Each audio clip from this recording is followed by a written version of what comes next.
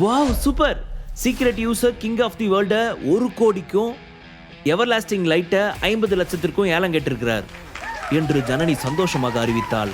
அதை கேட்டதும் அந்த ஹாலில் இருந்த அனைவரும் பலமாக கைத்தட்டினர். யார் அந்த சீக்ரெட் யூசர் என்று அங்கிருந்த அனைவரும் யோசிக்கத் தொடங்கினர். ராகுல் அதற்கு மேல் ஏலத்தில் பங்கேற்கவில்லை. தன் செருப்பால் தன்னையே அடித்து கொண்டது போல அவன் அவமானமாக உணர்ந்தான்.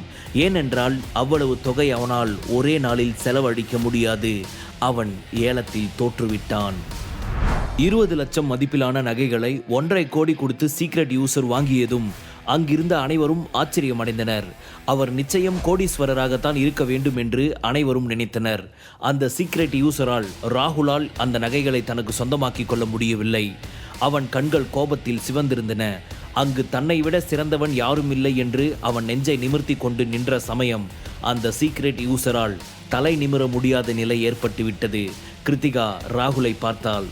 சாரி கிருத்திகா, இதுக்கு மேலே என்னால் ஏலம் கேட்க முடியாது என்று ராகுல் சங்கடத்துடன் சொன்னான்.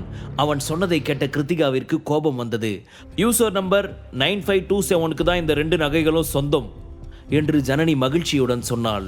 அந்த நேரத்தில் அந்த யூசர் ஐடியில் இருந்து ஒரு மெசேஜ் வந்தது. கிங் ஆஃப் தி வேர்ல்டுக்காக எவ்வளவு பணம் வேணும்னாலும் செலவு பண்ணலாம். அடுத்த 10 வருஷங்களுக்கு இதை விட அற்புதமான படைப்பு வெளிவர வாய்ப்பில்லை. எவர்லாஸ்டிங் லைட்டை பற்றி சொல்லணும்னா அது ஒரு குப்பை. இதே மேடையில் எவர்லாஸ்டிங் லைட்டை துண்டு துண்டாக உடைச்சி போடணும். அந்த நகைக்கு நான் தான் சொந்தக்காரன் அப்படின்றதால இதுதான் என்னுடைய விருப்பம் என்று மெசேஜில் வந்திருந்தது. ஜனனி உட்பட மெசேஜை படித்த அனைவரும் அதிர்ச்சி அடைந்தனர். எவர்லாஸ்டிங் லைட்டை தன் கையில் எடுத்த ஜனனி தன் கண்களை இறுக மூடிக்கொண்டு அந்த நகையை தரையில் அடித்தாள். அடுத்த கணம் அந்த நகை துண்டு துண்டாக உடைந்தது. உண்மையில் உடைந்தது நகை மட்டுமல்ல, ராகுல் கிருத்திகாவின் மனங்களும் கூட. யார் அந்த சீக்ரெட் யூசர் என்று ராகுல் தன் கை முஷ்டியை இறுக்கியபடி கேட்டான். அந்த ஹாலில் இருந்த அனைவரின் முகத்தையும் உற்று பார்த்தவனின் கண்கள் இறுதியில் விக்ரம் மற்றும் சுரபியின் மீது பதிந்தது. இல்ல, அது அவங்களா இருக்க வாய்ப்பில்லை. இவங்க இல்லைன்னா வேற யாரா இருப்பாங்க? ராகுல் வா, நம்ம இங்கிருந்து போகலாம். அந்த சீக்ரெட் யூசர் யார் அப்புறம் கண்டுபிடிக்கலாம். எனக்கு இங்கே இருக்கவே அவமானமா இருக்கு என்று கிருத்திகா சொன்னாள். மறுபுறம் சுரபி மிகவும் சந்தோஷமாக இருந்தாள். அவளது டிசைன் சிறந்த டிசைனாக மாறியது. இனி அவள்தான் புருஷோத்தமன் குரூப் ஆஃப் கம்பெனிஸின் சீஃப் டிசைனர். அவள் முகம் மகிழ்ச்சியில் பிரகாசித்தது. அவள் மனம் வானத்தில் சிறகடித்து பறந்தது. இந்த அழகான நகையை டிசைன் பண்ண டிசைனர் புருஷோத்தமன் குரூப்பின் சீஃப் டிசைனர் மிஸ்ஸஸ் சுரபி மேடை ஏறி வந்து பேசுமாறு கேட்டுக்கொள்கிறேன் என்று ஜனனி புன்னகையுடன் சொன்னாள். சுரபி தன் உணர்ச்சிகளை கட்டுப்படுத்தி கொண்டு தன்னம்பிக்கையுடன் மேடை ஏறினாள். மேடையில் ஏறியதும் தன் 2 கைகளையும் கூப்பி அனைவரையும் புன்னகையுடன் வரவேற்ற சுரபி, உங்களோட அன்புக்கு ரொம்ப நன்றி என்றாள். விக்ரம் அவளை புன்னகையுடன் பார்த்து கொண்டிருந்தான். அவர்கள் அனைவரையும் பார்த்து புன்னகைத்த சுரபி பேச ஆரம்பித்தாள். தனது நகை டிசைன், அதை செய்ய அவள் மேற்கொண்ட கடின உழைப்பு பற்றி பேசினாள். அவள் பேசி முடித்ததும் கண்காட்சி முடிந்தது. கண்காட்சி முடிந்ததும் சுரபி விக்ரமுடன் வெளியே வந்தாள். சிறிது நேரம் கழித்து கௌதம் காரை எடுத்து கொண்டு வந்தார். அங்கே சுவரில் சாய்ந்தபடி விக்ரம் சுரபிக்காக காத்திருந்தான். காரில் இருந்து இறங்கிய கௌதம் விக்ரமின் அருகே வந்தவர், விக்ரம் சார், நீங்க சொன்ன வேலையை முடிச்சிட்டேன். இதோ பாருங்க, ஏலத்தில் ஜெயிச்ச கிங் ஆஃப் தி வேர்ல்ட் என்றபடி ஒரு நகைப்பெட்டியை விக்ரமிடம் கொடுத்தார். அவரை பார்த்து சிரித்த விக்ரம் பின்னர் அந்த நகைப்பெட்டியை எடுத்து தன் பாக்கெட்டில் வைத்தான். இந்த நகை உனக்கு மட்டும் இல்லை சுரபி, எனக்கும் ரொம்ப ஸ்பெஷல் தான். நீ என்னைக்கு என்னை முழு மனசோட உன் புருஷனா ஏத்திக்கிறியோ அன்னைக்கு தான் இந்த லாக்கெட்டை நான் உன் கழுத்துல போடுவேன் என்று நினைத்தான். சுரபியின் முகத்தில் இருக்கும் சந்தோஷத்தை பார்க்கும்போது அதற்காக எவ்வளவு பணம் செலவழித்தாலும் பரவாயில்லை என்று தோன்றியது. கௌதம் சார், நான் சொன்ன வேலையை ரொம்ப நல்லா செஞ்சு முடிச்சிட்டீங்க. இந்த முறை உங்களுக்கு சம்பளத்தோட 1 லட்சம் ரூபாய் போனஸ் தரேன், என்ஜாய் பண்ணுங்க என்ற விக்ரம் தனது போனை எடுத்தான். ஐயோ சார், அவ்வளவு பணமா? அதெல்லாம் எனக்கு வேண்டாம் என்று கௌதம் சொன்னார். கூகுள் பே மூலம் தனது வங்கி கணக்கில் இருந்து கௌதமின் வங்கி கணக்கிற்கு 1 லட்சம் ரூபாயை மாற்றிய விக்ரம், நான் சொன்ன வேலையை நீங்க அச்சு பிசுங்காம பண்ணும்போது உங்களை நல்லபடியா பார்த்துக்க வேண்டியது என் கடமை தானே, சும்மா வச்சுக்கோங்க என்று சொன்னான். விக்ரம் சார், நீங்க ஏன் அந்த விஷயத்தை பத்தி சுரபி மேடம் கிட்ட சொல்லக்கூடாது? நீங்க இதை பத்தி மேடம் கிட்ட சொன்னா மேடம் இன்னும் கூட உங்களை நெருங்கி வர வாய்ப்பு இருக்கே என்று கௌதம் தயக்கத்துடன் சொன்னார். அவரை பார்த்து புன்னகைத்த விக்ரம், என் ஒய்ஃப் எனக்காக தான் என்னை விரும்பணும், என்னோட பணத்துக்காகவோ பலத்துக்காகவோ இல்லை, புரிஞ்சுதா என்றான். விக்ரம் சொன்னதின் அர்த்தத்தை புரிந்து கொண்ட கௌதமிற்கு அவனுடைய பர்சனாலிட்டியை இன்னும் பிடிக்க தொடங்கியது. என்ன டார்லிங், இன்னைக்கு ரொம்ப சந்தோஷம் தானே என்று விக்ரம் கேட்டான். சந்தோஷமா? என் சந்தோஷத்தை எப்படி வார்த்தையில சொல்றதுன்னு எனக்கு தெரியல. நடக்கிறதெல்லாம் எனக்கு ஒரு கனவு மாதிரி இருக்கு.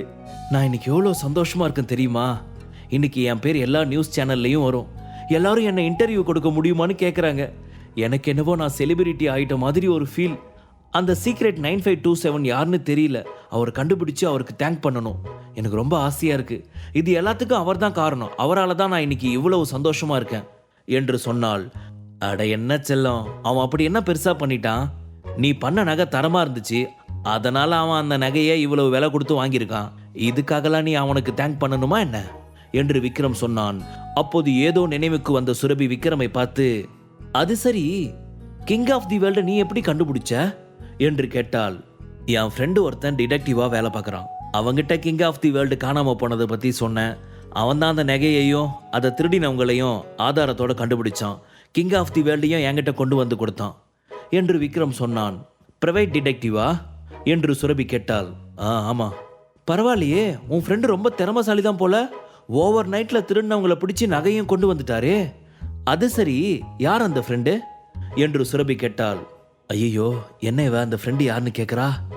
இல்லாத ஃப்ரெண்டுக்கு நான் எங்கே போவேன் என்று விக்ரம் நினைத்து கொண்டிருந்த போது, அவர் உண்மையாகவே ரொம்ப கிளவராக அந்த நகையை கண்டுபிடிச்சிருக்காரு. ஆனால் இது பண்ண அவருக்கு நிறையா பணம் கொடுக்க வேண்டி இருந்திருக்குமே, என்ன பண்ண என்று சுரபி கேட்டாள்.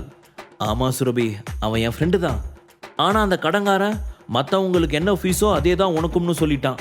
அதனால் வேற வழி இல்லாமல் 1 லட்சம் ரூபாய் பே பண்ணேன். எப்படியோ நகையை கண்டுபிடிச்சு கொடுத்தானே, அது போதும் என்று விக்ரம் சொன்னான். என்னது 1 லட்சமா என்று ஆச்சரியத்துடன் கேட்ட சுரபி, நீ எப்போ பணக்காரனான என்றாள். ஹலோ மேடம், நான் ஒன்றும் பணக்காரன் எல்லாம் கிடையாது. என் ஜூஸ் கடையில் வர வருமானத்தை அப்படியே எடுத்து வச்சேன், அவ்வளோதான். எனக்கு என்ன செலவு சொல்லு? நான் வீட்டோட மருமகனாக இருக்கேன், நீங்கள் எனக்கு சோறு போடுறீங்க, அப்புறம் எனக்கு என்ன செலவு இருக்க போகுது? அதனால நான் கடையில் வர எல்லா வருமானத்தையும் அப்படியே எடுத்து வச்சிருவேன். அதை நான் இப்போ செலவு பண்ணிக்கிட்டு இருக்கேன் என்று விக்ரம் சொன்னான். சுரபி அவனை சந்தேகத்துடன் புன்னகைத்தாள். ஆனால் எதுவும் சொல்லவில்லை. கிரேட் எஸ்கேப்டா சாமி என்று நினைத்த விக்ரம் தன் பாக்கெட்டில் இருந்து ஒரு பென் டிரைவரை எடுத்து சுரபியிடம் கொடுத்தான். என்ன இது என்று சுரபி கேட்டாள். கிங் ஆஃப் தி வேர்ல்டு காணாம போனதுக்கும் சங்கர் தான் காரணம். இதில் அதுக்கான எவிடன்ஸ் இருக்கு என்று விக்ரம் சொன்னான். என்னது, சங்கரா இதெல்லாம் பண்ணா? ஆனா அவன் ஏன் இப்படி பண்ணா? நானும் அவனுக்கு தங்கச்சி தானே. எப்படி இருந்தாலும் எங்க உடம்புல ஓடுறது ஒரே ரத்தம் தானே. அப்படி இருக்கும்போது இப்படி ஒரு கேவலமான விஷயத்தை பண்ண அவனுக்கு எப்படி மனசு வந்துச்சு என்று சுரபி வருத்தத்துடன் கேட்டாள். முழு கதையையும் கேட்டு மகிழ பாக்கெட் FM ஆப்பை டவுன்லோட் செய்யுங்கள். லிங்க் டிஸ்கிரிப்ஷனில் கொடுக்கப்பட்டுள்ளது.